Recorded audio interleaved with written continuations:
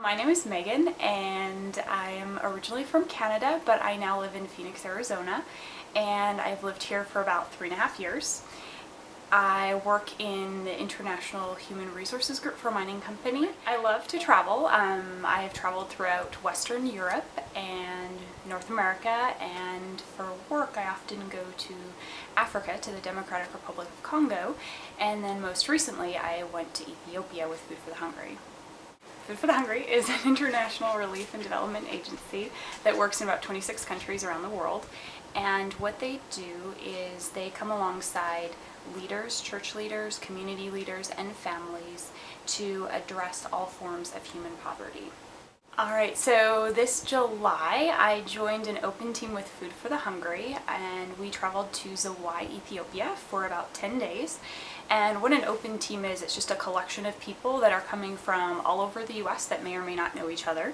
And they basically join together with a common purpose and just work alongside Food for the Hungry. We were working primarily with the Child Development Program with Food for the Hungry, and as part of our experience, as part of our time there, we had the opportunity to meet our sponsored children. So I got to meet Estella Fetch, and a lot of other people on the team met their sponsored children as well. So we got to see where they live, where they go to school, meet their families, and just really get a glimpse of what their lives are like, and then also how Food for the Hungry works, and specifically their child development program, meet their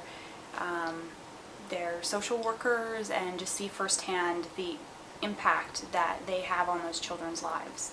In Jido, which is the most rural community that Food for the Hungry works in Zawai, one of the needs there was for new schoolrooms. They had some old schoolrooms that were unusable because they were just so dusty, and so we raised money as a team to have those floors cemented, and we got to work alongside the community in cementing the floors to open up a few new schoolrooms for that community, which was a real blessing to be a part of, and just neat to see the joy on the kids' faces.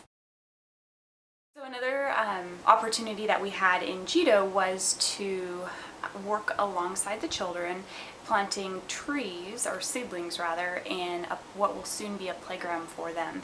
There's really no safe, clean place for those children to play, and we saw that firsthand. So to be able to just spend an afternoon hanging out with the kids and just planting those trees together and creating that safe place for them to play was a really neat experience, and just to see the joy on the kids' faces was pretty neat, and also just to train them about, taking care of their playground, which is really theirs. So we also met with some of the youth in Bulbula, which is another community in Zawai, and we had a chance to just have a Q&A with them, hear about some of their struggles, and just really have a chance to speak truth into their lives, to encourage them, but then too just to listen to some of the things that they face day to day that really none of us could quite grasp.